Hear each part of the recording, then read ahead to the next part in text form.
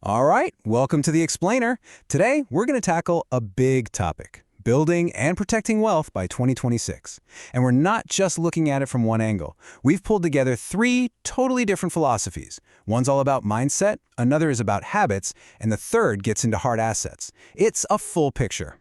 So, how do you actually prepare for wealth by 2026? I mean, that's the big question, right? It's on a lot of our minds, especially with how things are in the economy. The answers we're going to dig into today, well, they suggest it's not just one thing. It's a multi-layered approach that really starts from the inside and works its way out. First up, it all starts right here, in your head. It's your mindset. This is the bedrock, you know? It's what you truly, deep down, believe about yourself, your potential, and your whole relationship with money. Okay, so once you've got the mindset, what's next? Well, it's built with your habits. These are the things you do every single day. They're the systems, the routines that take that belief you have and actually turn it into something real, something with results. And finally, once you've built it, how do you keep it? That's where your assets come in. We're talking about the actual, tangible stuff you own and the strategies to protect that wealth, especially when the world feels a little unpredictable. All right, let's get into our first path, the inner game. It's all about mindset. And the core idea here is pretty powerful. It says that before you can even start to build wealth on the outside, you first have to believe, really believe, that you're worthy of it on the inside.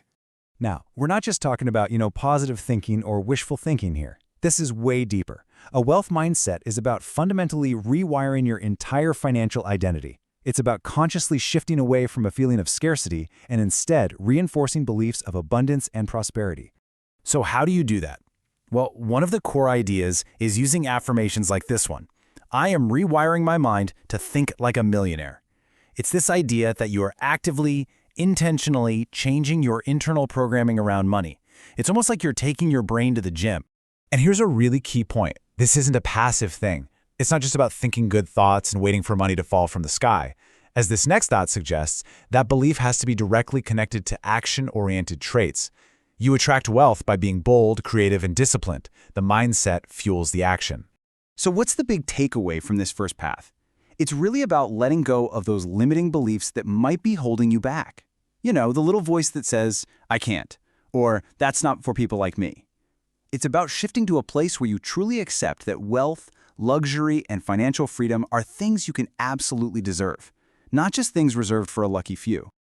Okay, so we've covered the why. Now let's move on to the how. This is our second path, the daily grind of habits. This is where we go from the internal world of mindset to the external world of mechanics.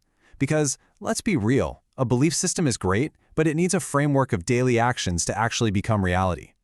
And our source for this section, drawing from the wisdom of Jim Rohn, lays out 5 foundational habits for success.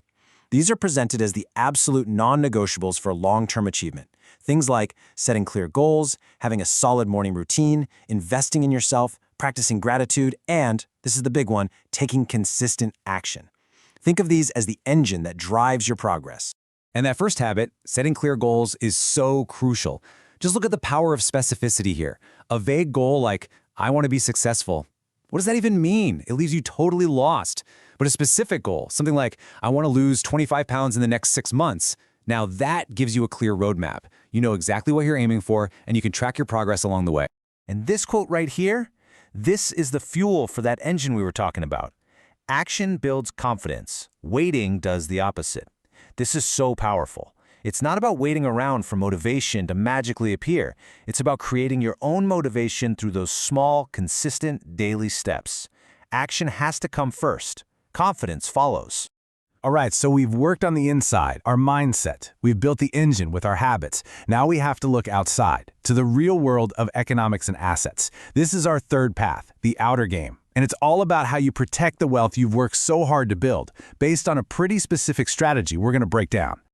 So, why the focus on hard assets? Well, according to the source material, the argument starts with some pretty staggering numbers, like this one, over $38 trillion. That's the current U.S. national debt. To put that in perspective, the interest payments alone on that debt cost nearly $1 trillion a year. That's a huge number, and it sets the stage for the next part of the story. So in response to this kind of economic environment, what are the big players doing? Well, the world's central banks have been making a huge move. For 3 years in a row now, they've been buying up historic amounts of gold. We're talking over 1,000 tons each year. That's not a small change, that's a major trend. And as one of our sources puts it so well, these institutions are essentially voting with their reserves. Think about that. By trading their paper money, the very currencies they manage, for physical gold, they're sending a really clear signal about their long-term confidence, or maybe their lack of confidence, in the stability of that paper system. Okay, this is where it all becomes super tangible, and you can see what this means in the real world. Just look at this comparison. Back in 2007, it took about 310 ounces of gold to buy the median-priced home in the US. Fast forward to today. The dollar price of that home has gone way up, right? But now it only takes about 95 ounces of gold to buy it. So if you were holding gold, that same house effectively became 2/3 cheaper for you. That's a massive shift in purchasing power. So what does this mean for you and me? Well, the source suggests something called a survival allocation strategy. And let's be clear, this isn't about trying to get rich quick by speculating on metals. This is about insurance. It's about protecting your purchasing power.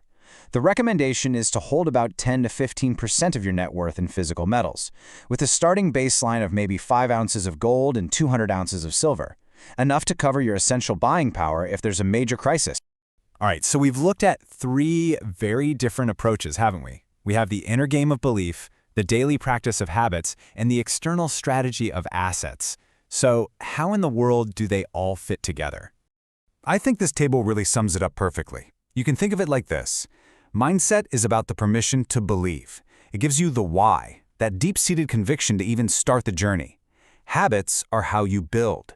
They are the how, the practical engine that creates growth day in and day out. And assets are how you protect. They are the what, the solid foundation that helps you keep what you've built and ride out any economic storms. And all of this leaves us with one final big question. As we look towards 2026, are these 3 things, mindset, habits, and assets, really separate paths you have to choose from? Or are they actually just different, essential pieces of the exact same puzzle? Maybe the real secret is realizing that the inner game, the daily grind, and the outer game aren't separate at all, but are all interconnected parts of one single holistic strategy for creating real, lasting prosperity.